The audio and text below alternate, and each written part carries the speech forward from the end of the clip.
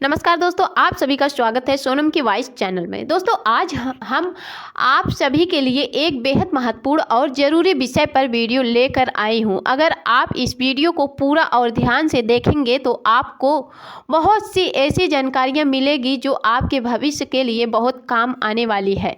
दोस्तों, आज का यह वीडियो महिलाओं, पुरुषों, कॉलेज स्टूडेंट सभी के लिए बहुत ज़रूरी है। खास तौर पर उन लोगों के लिए जो गाँव में रहते हैं, ज़्यादा पढ़े लिखे नहीं हैं और जिन्हें कानून की पूरी जानकारी नहीं है।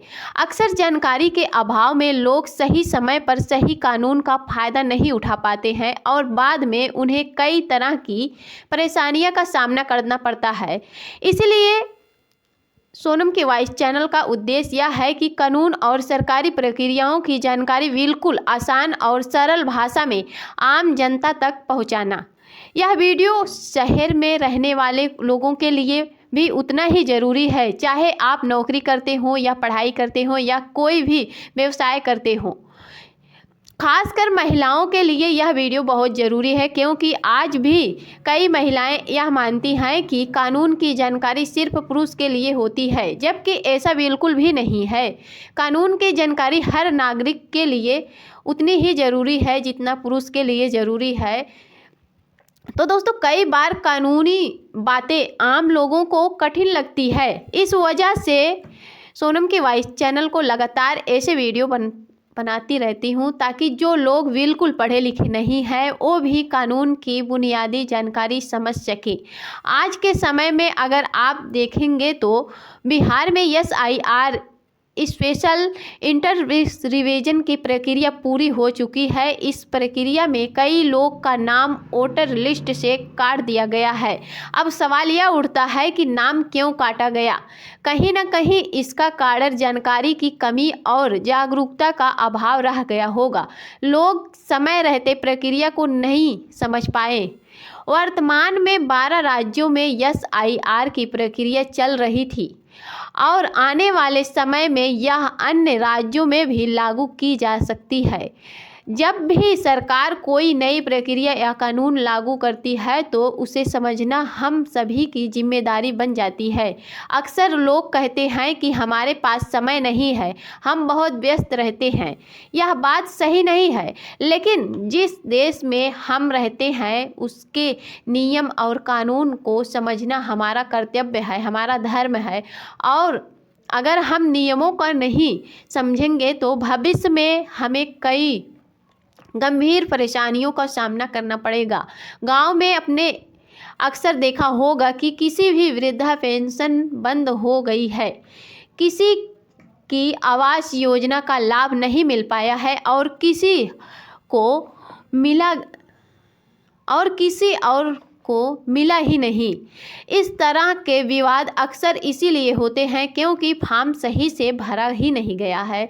ज़रूरी नहीं कि डॉक्यूमेंट पूरे नहीं थे। इसी तरह के SIR प्रक्रिया भी बहुत महत्वपूर्ण है। कुछ लोग इसका विरोध कर रहे हैं, लेकिन अगर यह प्रक्रिया गलत होती है तो बिहार में यह पूरी तरह से असफल हो जाती। जबकि सच्चाई यह है कि बिहार में SIR को सफल माना जा रहा है, इसीलिए अब इसे अन्य राज्यों में भी लागू किया जा रहा है। इस प्रक्रिया को समझना और इसमें भाग लेना हम सभी के लिए ज़रूरी है, क्योंकि इससे हमारा मतदान अधिकार सुरक्षित रहता है। अब बात करते हैं कि बेहद ज़रूरी डॉक्यूमेंट्स की, तो सबसे पहला और सबसे महत्वपूर्ण डॉक्यूमेंट यह है कि जन्म प्रमाण पत्र। जन्म प्रमाण पत्र हमारी नागरिकता का सबसे मजबूत प्रमाण पत्र होता है। नागरिकता की चर्चा इसीलिए ज़्यादा हो रही है क्योंकि भारत में अवैध घुसपैठियों की समस्या बढ़ती जा रही है।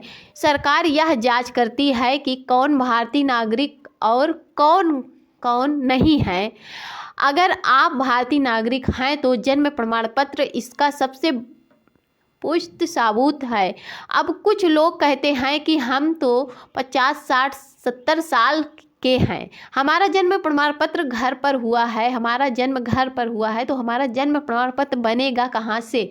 तो हमें तारीख भी याद नहीं है। ऐसे लोग को घबराने की ज़रूरत नहीं है। अगर आपका जन्म प्रमाण पत्र नहीं है तो कम से कम अपने बच्चों का जन्म प्रमाण पत्र जरूर बनवाइए। और दूसरा महत्वपूर्ण डॉक्यूमेंट्स यह है कि पासपोर्ट भी नागरिकता का प्रमाण पत्र है, लेकिन गांव में रहने वाले ज़्यादातर लोगों के पास पासपोर्ट नहीं होता है और पासपोर्ट होना अनिवार्य भी नहीं है।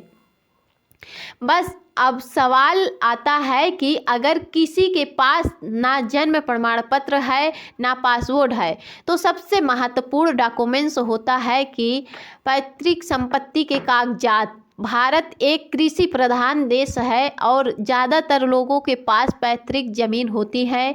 अगर आपके पास अपने बाप दादाओं से मिली ज़मीन है तो चाहे वह कितनी भी छोटी क्यों ना हो, उसके डॉक्यूमेंट्स आपके पास ज़रूर होना चाहिए।